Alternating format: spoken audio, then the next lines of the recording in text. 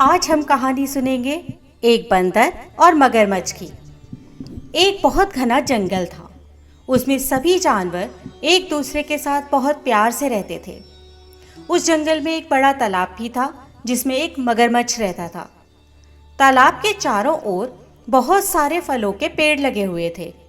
उनमें से एक पेड़ पर एक बंदर रहता था। बंदर और मगरमच्छ दोनों एक दूसरे के बहुत अच्छे दोस्त बन गए थे। बंदर पेड़ से मीठे और स्वादिष्ट फल खाता था और साथ ही अपने दोस्त मगर को भी देता था। बंदर अपने दोस्त मगर का खास ख्याल रखता था और मगर भी उसे अपनी पीठ पर बैठाकर पूरे तालाब में घुमाता था।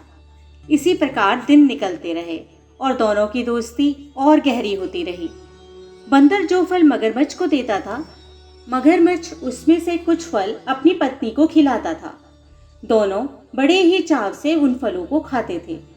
कुछ दिनों के बाद एक बार मगर की पत्नी ने कहा, बंदर तो हमेशा ही स्वादिष्ट फल खाता रहता है, जरा सोचो उसका कलेजा कितना स्वादिष्ट होगा।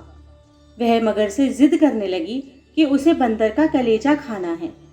मगर ने उसे समझाने की बहुत कोशिश की, लेकिन वह बिल्कुल नहीं मानी और मगरमच्छ से रूठ गई। अब मगर को न चाहते हुए भी हाँ बोलना पड़ा। उसने कहा कि वे दूसरे दिन बंदर को अपनी गुफा में लेकर आएगा, तब उसका कलेजा निकाल कर खा लेना।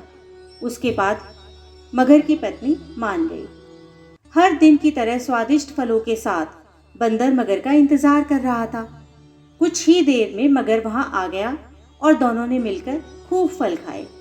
मगरमच्छ बोला कि दोस्त, आज तुम्हारी भाभी तुमसे मिलना चाहती हैं। चलो, तालाब की दूसरी ओर मेरा घर है, वहां चलते हैं। बंदर झट से मान गया और उछलकर मगर की पीठ पर जा बैठा। मगर उसे लेकर अपनी गुफा की ओर बढ़ने लगा।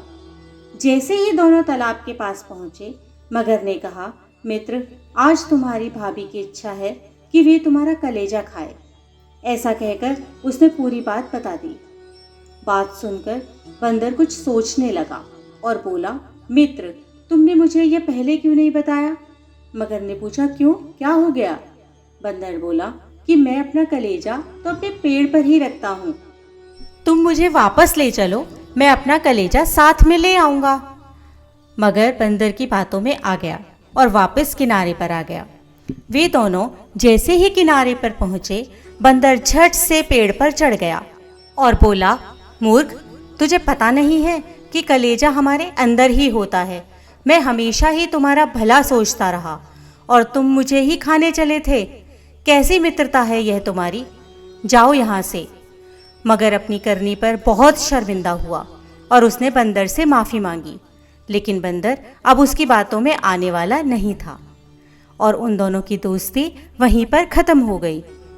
तो इस कहानी से हमें क्या शिक्षा मिलती है कि संकट के समय हमें घबराना नहीं चाहिए और पूरी सूझबूझ के साथ काम करना चाहिए। अपनी बुद्धि का प्रयोग करके उस मुसीबत को दूर करने का उपाय करना चाहिए।